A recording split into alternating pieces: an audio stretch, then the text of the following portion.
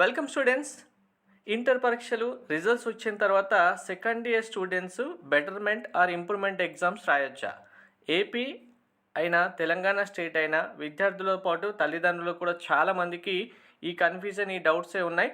మీకు క్లారిటీగా అసలు second year students improvement or betterment exam రాయొచ్చా, రాస్తే ఎలా రాయాలి, రాసిన తర్వాత రిజల్ట్స్ ఏమి ఇస్తారు, ఏ రిజల్ట్స్ కన్సిడర్ చేస్తారు, దీనివల్ల మీకు రియల్గా అడ్వాంటేజెస్ ఉన్నాయా లేవా అనేది క్లారిటీగా చెప్తాను. వీడియో స్కిప్ చేయకుండా ఎండ్ వరకు చూడండి. లైక్ చేసి తప్పకుండా షేర్ చేయండి. మిగిలిన విద్యార్థులందరికీ అలాగే పేరెంట్స్కి కూడా ఈ డౌట్ క్లారిఫై కంపల్సరీగా కావాల్సిందే. కంప్లీట్ గైడెన్స్ కోసం ఛానల్ సబ్స్క్రైబ్ చేసుకుని బెల్ బటన్ అయితే ప్రెస్ చేయండి. టెలిగ్రామ్ వాట్సాప్ ఛానల్ లింక్ డిస్క్రిప్షన్లో ఇచ్చాను, జాయిన్ అవ్వండి. సో మీరు ఇంప్రూవ్మెంట్ లేదా బెటర్మెంట్ ఎగ్జామ్స్ రాయొచ్చా అంటే ఫస్ట్ ఆన్సర్ రాయొచ్చు, కానీ ఇందులో కండిషన్స్ ఉన్నాయి. ఈ కండిషన్స్ కన్ఫర్మ్గా వినండి. మీ డిసిషన్ తీసుకోవడానికి ఇవే చాలా important. Only second year improvement అయినా రాయొచ్చు మీరు, లేదు first year and second year కంప్లీట్గా అన్నీ కూడా రాయొచ్చు. అంటే ఓన్లీ సెకండ్ ఇయర్లో మార్క్స్ తక్కువ వచ్చాయంటే సెకండ్ ఇయర్ రాయొచ్చు. లేదు ఇప్పుడు సెకండ్ ఇయర్ కంప్లీట్ అయిపోయింది, నాకు ఫస్ట్ ఇయర్లో తక్కువ వచ్చాయి, సెకండ్ ఇయర్లో కూడా తక్కువ వచ్చాయంటే ఫస్ట్ ఇయర్ సెకండ్ ఇయర్ కలిపి కూడా రాయొచ్చు. కానీ మీరు రాయాలంటే కనుక టోటల్గా second year practical exams, second year all theory subjects. అంటే మీకు ఇప్పుడు సెకండ్ ఇయర్లో మీరు సపోజ్ ఇప్పుడు ఎంపీసీ స్టూడెంట్ అనుకోండి. ఎంపీసీలో ఏముంటాయి మనకు? Maths, physics, chemistry. మీకు ఫస్ట్ ఇయర్ మ్యాథ్స్, ఫిజిక్స్, కెమిస్ట్రీతో పాటు లాంగ్వేజ్ సబ్జెక్ట్స్ ఉంటాయి. తర్వాత ప్రాక్టికల్ ఫిజిక్స్, ప్రాక్టికల్ కెమిస్ట్రీ ఉంటాయి కదా. టోటల్గా ఇప్పుడు సెకండ్ ఇయర్ ఒక ఎంపీసీ స్టూడెంట్ మీరు బెటర్మెంట్ ఇంప్రూవ్మెంట్ ఎగ్జామ్ రాయాలంటే అన్ని ఎగ్జామ్స్ మళ్ళీ కంప్లీట్గా రాయాలి. మనకు ఫస్ట్ ఇయర్ కంప్లీట్ అయిన తర్వాత ఇంప్రూవ్మెంట్ ఎగ్జామ్లో ఎలా ఉంటుంది? ఏదైనా ఒక సింగిల్ సబ్జెక్టు మార్క్స్ రాలేదు తక్కువ అనుకుంటే ఆ సింగిల్ సబ్జెక్ట్ రాయడానికి పర్మిషన్ ఇస్తారు. లేదు ఒక 2 సబ్జెక్ట్స్ రాయాలంటే 2 సబ్జెక్ట్స్ మీరు రాసేసుకోవచ్చు, మార్క్స్ ఇంప్రూవ్ చేసుకోవచ్చు. కానీ ఇక్కడ అలా కాదు. సెకండ్ ఇయర్ తర్వాత మీరు ఇంప్రూవ్మెంట్ బెటర్మెంట్ రాయాలంటే కంపల్సరీగా అన్ని సబ్జెక్ట్స్, మీరు బైపీసీ అయితే బైపీసీలో ఉన్న అన్ని సబ్జెక్ట్స్, సిఈసీ ఎంఈసీ అయితే సిఈసీ ఎంఈసీ అన్ని సబ్జెక్ట్స్ విత్ ప్రాక్టికల్తో సహా కంప్లీట్గా A to Z అన్ని సబ్జెక్ట్స్ మళ్ళీ రాయాలి. ఫస్ట్ ఇయర్ సెకండ్ ఇయర్ కలిపి రాస్తామంటే కనుక ఫస్ట్ ఇయర్లో ఉన్న అన్ని సబ్జెక్ట్స్, సెకండ్ ఇయర్లో అన్ని ఉన్న సబ్జెక్ట్స్ కంప్లీట్గా రాయాలి. సింగిల్ సబ్జెక్ట్స్ రాయడం ఉండదు.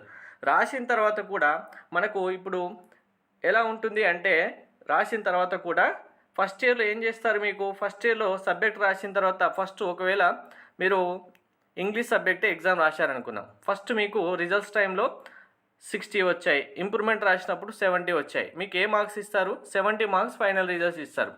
లేదు మీరు 70 మార్క్స్ ఫస్ట్ వచ్చాయి, మీరు ఇంప్రూవ్మెంట్ రాశారు, తర్వాత 16 వచ్చాయి, ఏ మార్క్స్ కన్సిడర్ చేస్తారు? 70 మార్క్స్ బెస్ట్ ఆఫ్ 1 ఇస్తారు ఇక్కడ ఫస్ట్ ఇయర్ తర్వాత రాస్తే కనుక. కానీ సెకండ్ ఇయర్లో ఇలా ఉండదు. సెకండ్ ఇయర్లో చాలా అంటే చాలా కన్ఫ్యూజ్ అవుతారు. మీరు వినండి. రిజల్ట్స్ వచ్చిన తర్వాత మీకు ఇప్పుడు ఫస్ట్ రెగ్యులర్ ఎగ్జామ్స్ ఇప్పుడు రిజల్ట్స్ వచ్చాయి కదా, ఈ రిజల్ట్స్లో ఉన్న మార్క్స్ అయినా కంప్లీట్గా మొత్తం మార్క్స్ ఇవైనా తీసుకోవాలి. లేదు ఇప్పుడు బెటర్మెంట్ లేదా ఇంప్రూవ్మెంట్ రాసిన తర్వాత మళ్ళీ రిజల్ట్స్ వస్తాయి కదా, ఆ రిజల్ట్స్ అయినా మొత్తం అన్ని సబ్జెక్ట్స్ కలిపి అవైనా తీసుకోవాలి. అంటే ఇప్పుడు మ్యాథ్స్లో మీకు ఇంగ్లీష్లో ఇక్కడ 70 వచ్చాయి, మీరు బెటర్మెంట్ రాసినప్పుడు 16 వచ్చాయనుకోండి, నాకు మళ్ళీ సాంస్క్రిట్ రాశారు, సాంస్క్రిట్లో ఇక్కడ 90 వచ్చాయి, మళ్ళీ ఇక్కడ రాసినప్పుడు ఓన్లీ 80 వచ్చాయి. ఇప్పుడు నాకు ఇంగ్లీష్లో ఫస్ట్ టైం రాసినప్పుడు 70 వచ్చాయి కదా, ఈ 70 తీసుకున్నాను. బెటర్మెంట్ రాశాను కదా, నాకు 80 వచ్చాయి, సాంస్క్రిట్లో 80 తీసుకున్నాను అంటే ఇవ్వరు.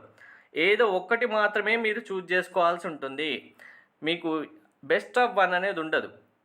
మీరు ఫస్ట్ రెగ్యులర్గా వచ్చిన రిజల్ట్స్ ఫైనల్ రిజల్ట్స్ అయినా మొత్తం అన్ని సబ్జెక్ట్స్ మార్క్స్ తీసుకోవాలి. లేదు ఇప్పుడు బెటర్మెంట్ రాసిన తర్వాత వచ్చిన అన్ని మార్క్స్ అయినా సరే మొత్తం సబ్జెక్ట్స్ మార్క్స్ ఇవైనా తీసుకోవాలి. సో ఇప్పుడు మరి రాయడం నిజంగా అడ్వాంటేజెస్ ఉందా అంటే, మీరు ఇప్పుడు రెగ్యులర్ ఎగ్జామ్కి చదివినంతగా చదువుతారు అన్ని సబ్జెక్ట్స్. ఇప్పుడు మీరు ఇంప్రూవ్మెంట్ రాయాలనుకుంటే ఏంటి, ఏదో ఒక సింగిల్ సబ్జెక్ట్స్ 2 సబ్జెక్ట్స్ 3 సబ్జెక్ట్స్ రాయాలనుకుంటున్నారు. కానీ ఇక్కడ అలా కాదు కదా, కంప్లీట్గా మీరు 5 సబ్జెక్ట్స్ రాయాలి, కంప్లీట్ ప్రాక్టికల్స్ రాయాలి. రాసిన తర్వాత ఇప్పుడు ప్రతి సబ్జెక్ట్లో ఏ మార్క్స్ అయితే వస్తాయో ఇవే మార్క్స్ టోటల్గా ఇవన్నీ తీసుకోవాలి, లేదు ఇవన్నీ తీసుకోవాలి.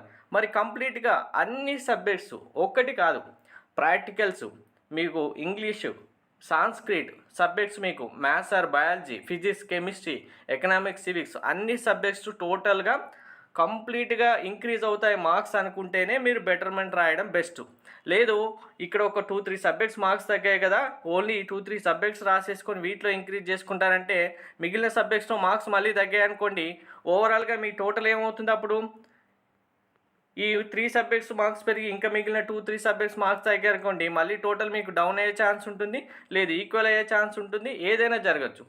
అందువల్ల బెటర్మెంట్ రాయాలనుకుంటే మాత్రం అన్ని సబ్జెక్ట్స్, మీరు ఎంపీసీ అయితే ఎంపీసీలో ఉన్న అన్ని సబ్జెక్ట్స్, బైపీసీలో అన్ని సబ్జెక్ట్స్ అన్నీ కలిపి రాస్తాం. అన్నిట్లో కంప్లీట్గా ఫస్ట్ దాంట్లో వచ్చిన దానికంటే ప్రతి సబ్జెక్ట్లో మార్క్స్ ఎక్కువ వస్తాయనుకుంటే రాయండి. అప్పుడు మీకు టోటల్ మార్క్స్ ఇక్కడ కంటే ఇప్పుడు సపోజ్ ఇప్పుడు టోటల్ మీకు సెకండ్ ఇయర్ 530 ఉన్నాయి ఎంపీసీ వాళ్ళకు, మీకు 480 వచ్చాయి సపోజ్ టోటల్. ఇప్పుడు బెటర్మెంట్ రాసినప్పుడు కంప్లీట్గా అన్ని సబ్జెక్ట్స్ టోటల్ చేసుకుంటే 490నో 500 వచ్చాయంటే ఓకే. లేదు ఇక్కడ 480 వచ్చి ఇక్కడ 400కే వెళ్ళిపోయారు, లేదు ఇంకా 470కి వెళ్ళిపోయారంటే ఇవి రాయడం వల్ల యూజ్ ఏమైనా ఉంటుందంటే నో యూజ్. మళ్ళీ మీరు రిటర్న్ వచ్చి ఇవే మార్క్స్ తీసుకోవాలి కాబట్టి ఇవే ఫైనల్ మార్క్స్ అవుతాయి. సో అందరికీ క్లారిటీగా అర్థమైంది కదా, దీన్ని బట్టి మీ డిసిషన్ తీసుకోండి. Thank you.